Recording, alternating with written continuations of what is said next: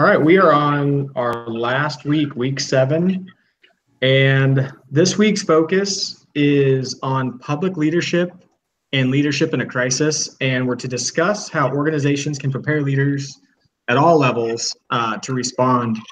And one of the prompts was, and this is the one I followed, was consider communication issues faced by BP in the spill, the video, and the failure of their ability to effectively communicate during that crisis. Obviously, in our lifetimes, we have seen a number of different crises, 9/11, tsunamis, hurricanes hitting the U.S. So obviously there's a litany of things you could choose from, but I went ahead and watched the video, and I see BP, their symbols on the Arco gas stations out here, because they purchased Arco along with a number of other gas companies some time ago as they were consolidating their power. And they have a seriously flawed, and I think it even probably continues to today, seriously flawed safety culture, which in turn has made them have to be on their toes constantly with regards to crises, because they've had spills in Alaska, they had Deepwater Horizon explode in the Gulf, one of which was the greatest disaster or man-made disaster in the U.S. history. The other one could have been far worse, but it was contained due to the conditions. It happened in winter, so they were lucky that the oil spilled on snow, and they were able to scoop it all up or suction it up without it running off. Had it been in the summer months, it would have made it in to Prudhoe Bay, I believe, is up there. Mm-hmm. And on a number of occasions, they have brought in individuals to try to change the safety culture. And those individuals they hired to run their refineries and wells tried to change the culture, but they got really poor leadership or poor responses from their leadership. Basically saying we value profits over safety, and cost-cutting measures were constantly being put in place rather than addressing issues as they arose. And as a result, we've seen, the tragedies that had, befell the Gulf and Alaska and so on and so forth. But to go back to what the prompt was with dealing with crisis communication, they did nothing right with regards to addressing the issue or even preparing themselves for the event in the event of a crisis. And that was something that I noted in the chapter, that they're crisis prone and made minimal efforts to become crisis ready. Like, as with any huge corporation that deals with a commodity that has the potential to destroy an ecology, that should be their first and foremost concern, is have a readiness plan, and then also having leadership that knows how to deal with the public, because obviously the outcry is usually hard and fast initially, and you look towards their leadership to come out and say, hey, we may not know everything right now, but we're looking into it. Any information is better than no information. And they've just been awful about it. And even so, after Deepwater Horizon, they brought on a new CEO. The former CEO stepped down. And the policies that he tried to implement, $14 billion worth of initiatives, it all turned out to be lip service. They still were cutting costs, cutting corners, and have furthered the climate of being crisis prone as opposed to crisis ready. And it's kind of a sickening way to do business, especially, given their exposure to the environment. And I think one thing that, as the years have gone by now, years have gone by, there was no learning at all involved. You had a crisis, and they took no opportunities from it whatsoever. Zero. And we passed legislation, or there was a bill passed after the Deepwater Horizon catastrophe. And the U.S. government's passed a bill saying that BP could not start any new wells. No new exploratory wells or developmental wells for 7 years, and it expired last year. So it makes me wonder if they're off the hook and back to doing business the wrong way. I don't know. I didn't get a chance to look into it any further, but it's scary to think that they're the ones that are out there looking for oil. Yep. All right. Let's see. Who do I got up on my little tally here? It looks like Donna, you're on my left. Okay.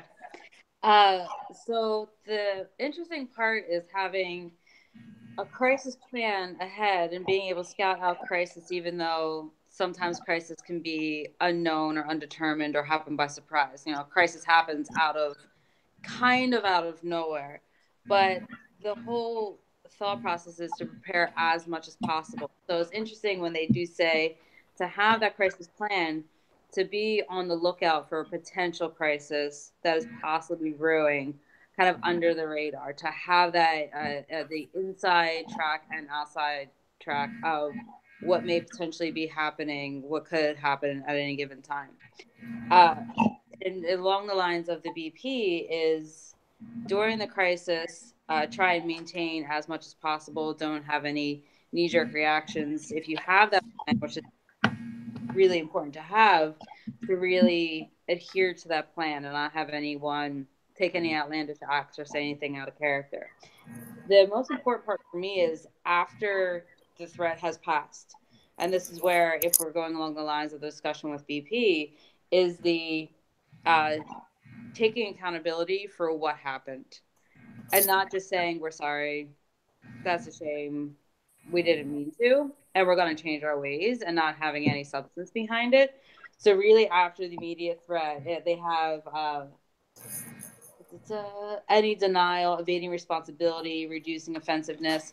Those are things that major corporations already have built within their structure of crisis is probably going to happen within your organization's lifetime, with how long an organization can last. So just to handle it as morally and as just as an individual person should, because an organization, especially we've discussed on calls before, in today's society, an organization is looked at as kind of a person, and society wants someone to be held accountable for any wrongs that happen with an organization. So I think really the book points out having that plan, the pre-crisis, during crisis, and post, and I think that's key to the organization being able to make it through a crisis. Yeah, I'm glad you brought that up, because I actually had that note and skipped right over it, having a crisis management plan in place that covers, and it's kind of funny. Well, it's not funny, but obviously, Max, you and Donna have the events of the last couple months or month or so. So, I mean, that could be identified as a crisis, and you have to leadership needs to know how to handle that from top to bottom and how to disseminate information to their store managers and district managers, so that way, like Donna said, nobody steps out and says something out of order that may misrepresent the company culture. Yeah, so, I'll get more to that whenever I come along, don't you worry. Especially when someone kind of did something against the company culture to create the crisis. So now we're kind of going back as to, okay, so the crisis happened. Now, what do we do moving forward? And how do we make it right for everyone involved? And taking feedback, too, from members of the community of what do you feel we could do to make it right at this point? Because whatever an organization, especially in the context of Starbucks, whatever we come up with can be construed as, well, you didn't do it right already, so why should we really trust what you say you're going to do now to fix the situation? So really, there is a crisis plan, but then also reaching out to, how do we make this better? What advice can you give us as well? So it's more a collaborative effort than just, we'll fix it, it's okay, it's our problem, we'll make it better. It's really not collaboration. All right. All right, Eve, I got you next.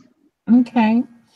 Unfortunately, I did not review the spill, but I kind of wanted to relate it to ASU and the crisis that happens throughout our campus. Some are hush hush, but some are well known. But I was reviewing the text.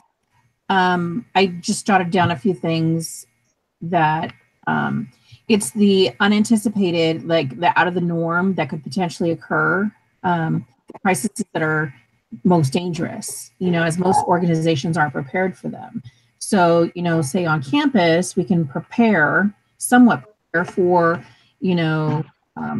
picketing or, faculty members doing something out of character, but they're still representing the college, or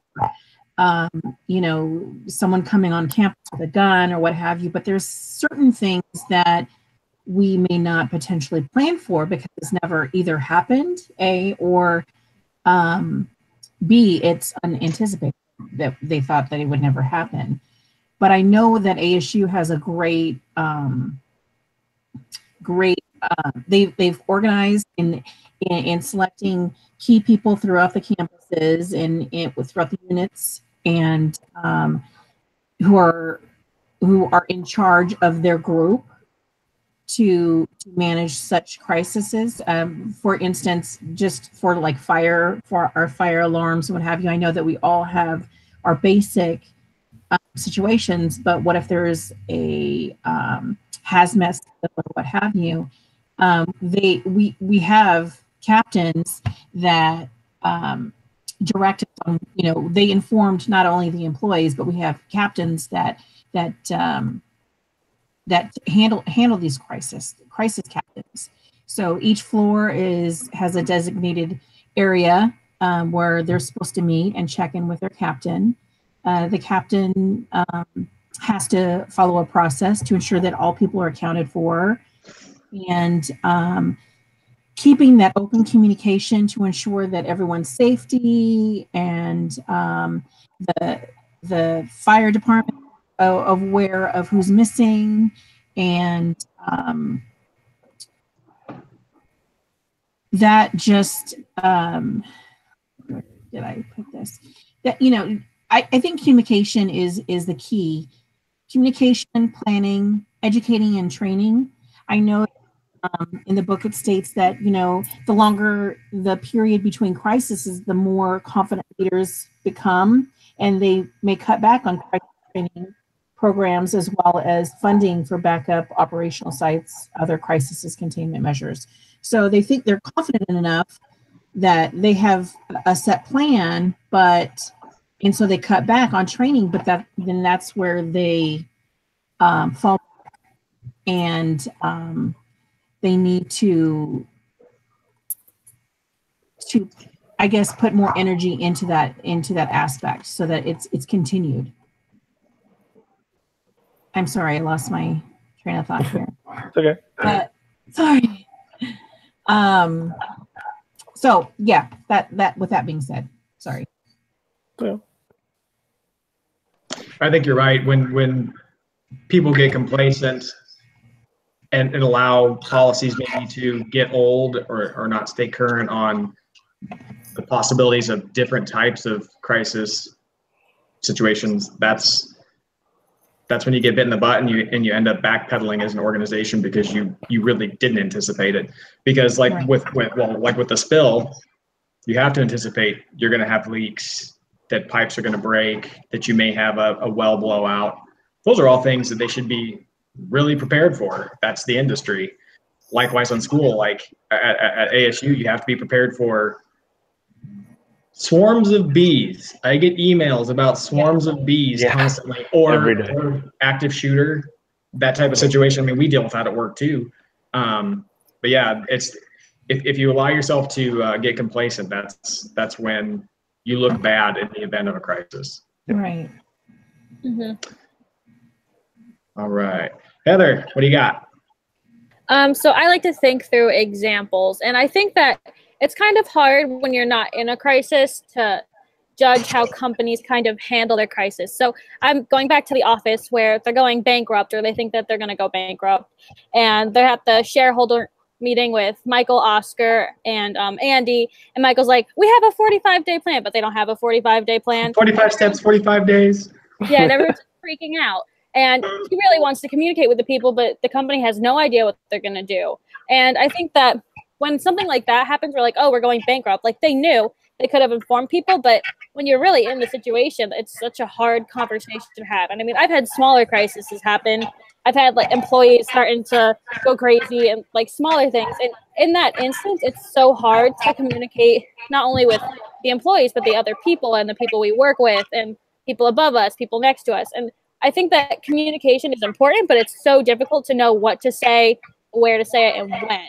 So I see where companies like BP, I mean, that's a little ridiculous. I mean, their oil spill got so out of hand, but it's just a very difficult line to walk with who to communicate to and when. Because if you blow the horn too early, then people are going to freak out, your stock will drop, and then that's going to be another economic problem in addition to the oil spill they already would have had. So it's confusing, I think, for companies, and I can definitely see why. Yeah, sure. And I think that's probably why it's super important to have leadership in place that it can kind of weather the storm and feels comfortable dealing with difficult situations. Otherwise, yeah, you're going to have a CEO sitting up there looking like he's got a hook in his mouth. He's just a wide mouth fish just taking a beating because he has no idea how to address the public, or she has no idea how to address the public in the event of a disaster or a crisis. Yeah. Well, speaking of disasters, let's move on to Starbucks. It is a bit of a crisis of what's actually going on in my company, and I know, Donna, you can relate to me a lot. I have a lot of customers coming in every day asking, "When are you guys going to do your training?" or stuff like that. And I think one of the biggest takeaways, being internal in this situation, is the learn from the experience portion of chapter 13. There's a lot to be learned in a crisis. The quote right above, learn from the experience, is never waste the opportunities offered by a good crisis, and truer words have never been spoken. Even in the worst type of crisis, you can learn to improve on it next time. Starbucks, what happened was bad, but the CEO, Kevin Johnson, he comes out and he says, look, we're going to fix this and we're going to make it an industry standard. The training that we're about to receive at Starbucks, we're actually going to release it to other companies to allow them to avoid having this happen to them too. So not only are we going to make the situation right internally, we're trying to make it better for everybody. And I think that is huge. You want to talk about learning from the experience. They're making everybody in America try and learn from the lesson. And I think that that's pretty cool, especially, working for the company. I think it's one of the coolest things that we're doing from the crisis. For sure. Yeah. Failure is a great teacher. Yeah. Mm-hmm. Absolutely. I think also the important thing of the crisis, the post-crisis, is going to be the follow-through and not a 30, 60, 90-day follow-through. This is, after a crisis, it is now a lifetime follow-through of an organization trying to regain who they once were, their identity, and be able to move forward. So it's definitely not something that could be resolved in a quick amount of time. It has to be remembered that the crisis happened to create the next step. Yep. Sure. And it's up to the leadership to instill that the length of that process for the lifetime. Yeah. Mm-hmm. Yeah, through effective communication, rebuild the trust, and with time, wounds heal. But it's a time thing. It's putting your work in and getting it done. Yep. Well, unless anybody has anything else they would like to add, I'm going to call it a week. Yep. Perfect. All right. So week 7, that is that.